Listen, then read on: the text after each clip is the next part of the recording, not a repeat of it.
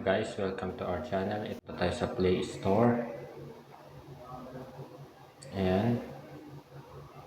Tapos, i-search natin sa search bar yung BARQ. B-A-R-Q po yung spelling. So, ayan po sa yung itim.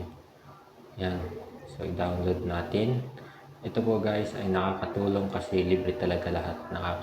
Sayang yung 17 real. Sa ibang apps kasi may charge sa 17 real. 15 real, sayang yun. Tapos yung iba 10 reals. Ito kasi guys, free siya. Kaya subukan nyo guys. Nakakatipid. Tapos,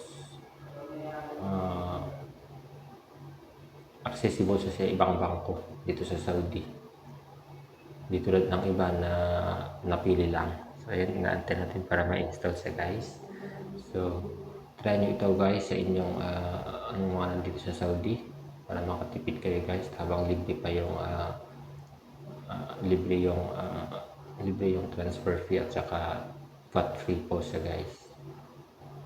So ayan, nag-i-install na. Antayin lang muna natin guys. So ayan. So pag na-install na guys, punta tayo sa apps.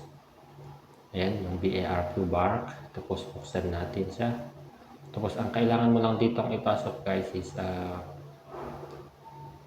mobile number. Tapos tatawag sila sa iyo.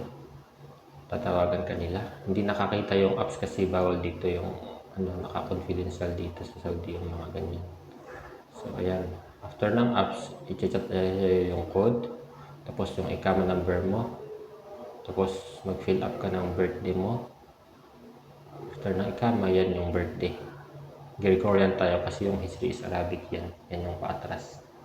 So ayan guys, antayin natin na mabuksan yung BARQ. Pagbukas na siya guys, may tatawag sa inyo yung customer service para i-confirm sa inyo. Tawagan nyo yung number na ginamit nyo dito.